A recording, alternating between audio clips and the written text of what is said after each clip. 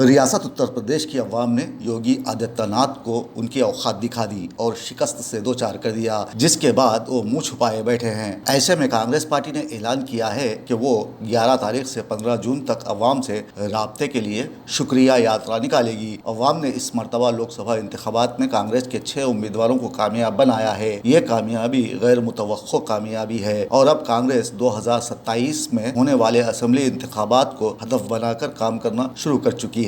इसी हिकमत अमली के तहत कांग्रेस पार्टी के रियासती तर्जुमान अंशु अवस्थी ने बताया कि 11 जून से 15 जून तक अवाम से इजहार तशक्कुर के लिए शुक्रिया यात्रा निकाली जाएगी और आने वाले दिनों में कांग्रेस पार्टी 403 असेंबली हलकों में इस यात्रा के जरिए अवाम से मुलाकात करेगी। मुल्क में आइन और जमहूरियत को बचाने में रियासत के राय दहिंदगान ने अहम किरदार अदा किया है, इसलिए अब उत्तर प्रदेश में तब्दीली की लहर साफ दिखाई दे रही है और उम्मीद है कि 2027 में जाफरानी जमात का रियासत से सफाया हो जाए।